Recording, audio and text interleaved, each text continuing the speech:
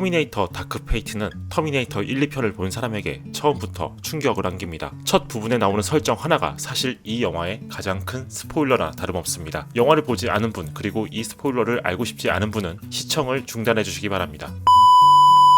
다크 페이트는 첫 시작부터 존 코너를 죽여버립니다. 1991년작 터미네이터 심판의 날에서는 T-1000으로부터 존 코너를 구해냈고 스카이넷도 파괴했지만 결국 남아있던 다른 터미네이터에게 제거당한다는 설정입니다. 이 시리즈의 팬에게는 충격적일 수밖에 없습니다. 존 코너의 캐릭터는 사실 이 이야기의 시작과 끝이나 다름없는 인물이기 때문입니다. 먼 미래 스카이넷에 대항하는 저항군의 리더인 존 코너는 자신의 아버지인 카일 리스를 과거로 보냈고 이후 개조된 T-800을 또 보냅니다. 다른 터미네이터 시리즈들도 존 코너를 죽이려는 세력과 그를 지키려는 자들의 싸움이었죠. 크리스찬 베일이 출연했던 터미네이터 미래전쟁의 시작은 아예 존 코너를 주인공으로 놓고 그의 전쟁을 그렸습니다. 그런 캐릭터를 다크 페이트가 죽인 겁니다. 존 코너가 없다면 이제 무슨 이야기를 하려는 걸까요? 미래에는 스카이넷도 없고 과거에는 지켜야 할 존 코너도 없는데 말이죠. 터미네이터 다크 페이트는 여기서 평행 우주적인 상상을 펼칩니다. 인간은 또 다른 인공지능을 만들었고 그 인공지능이 또다시 인간을 공격해 지배했다는 설정입니다. 그리고 또 다른 미래에도 로봇에 저항하는 사람들이 있습니다. 이번에도 인공지능은 인간의 저항을 막기 위해 과거로 터미네이터를 보냅니다. 그리고 새로운 터미네이터에 대항하는 또 다른 존재가 과거로 옵니다. 이 영화를 기획하고 제작한 제임스 카메론은 다크 페이트가 오리지널 시리즈에서 이어지는 진짜 속편이라고 강조한 바 있습니다. 그래서 이 영화는 과거 사라 코너를 연기했던 린다 해밀턴까지 다시 캐스팅했습니다. 이야기의 구성도 오리지널 시리즈와 다르지 않습니다. 영화 속 수많은 장면들이 1편과 2편을 떠올리게 합니다. 터미네이터 REV9과 그레이스, 데니가 벌인 추격전은 2편에서도 비슷하게 나온 바 있죠.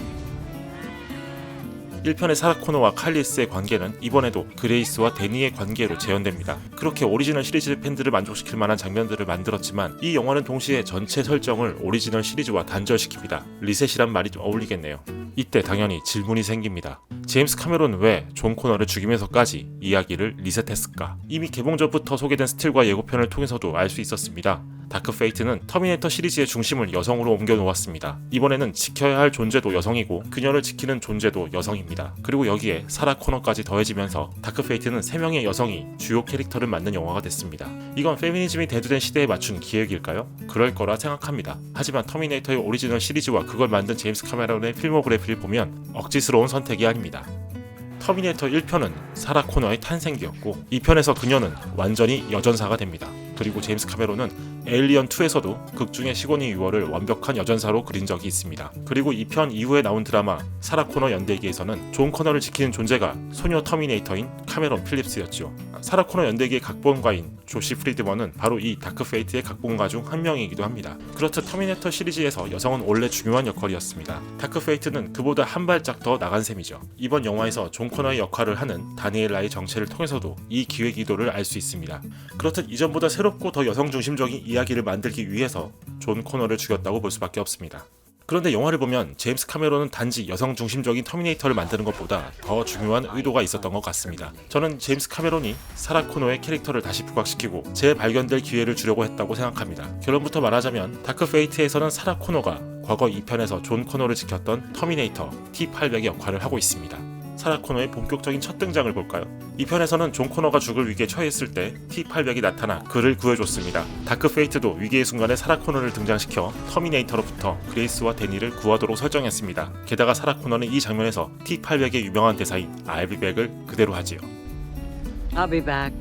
처음 이 장면을 봤을 때는 오리지널 시리즈를 연상시키는 이스터 에그 정도로 생각했습니다. 그런데 나이든 T-800이 나오는 장면을 보면 그가 이 영화에서 사라 코너의 역할을 한다는 걸 알 수 있습니다. T-800은 인류가 재앙을 맞을 확률을 74% 정도로 생각했고 가족을 지키기 위해 무기를 구비해 놓았습니다. 이 장면은 2편에서 사라 코너가 준비해 놓았던 무기 창고를 바로 떠올리게 합니다. 저는 이 영화의 마지막 장면에서도 사라 코너가 꼭 T-800 같다고 생각했습니다. 사라 코너와 데니가 함께 차에 타는 장면은 2편에서 존 코너가 T-800의 오토바이에 올라타는 장면처럼 보이니까요. 무엇보다 흥미로운 장면 하나가 있었습니다. 다크 페이트의 T-800은 사라 코너와 새로운 전쟁에 참여할 것을 다짐한 후 거울을 바라봅니다. 거울 아래에는 선글라스가 하나 있습니다. 그는 잠시 이 선글라스를 들어보죠. 선글라스는 터미네이터 시리즈에서 T-800에게 가장 중요한 소품 중 하나였습니다. 지금까지 우리가 알고 있는 T-800의 이미지에서 선글라스를 뺄 수 없을 정도죠. 그런데 다크 페이트에서 선글라스를 손에 든 T-800은 그걸 쓰려다가 그냥 내려놓습니다. 하지만 이 영화의 사라 코너는 많은 장면에서 선글라스를 쓰고 나옵니다. 다크 페이트에서 선글라스의 주인은 T-800이 아니라 사라 코너인 거죠.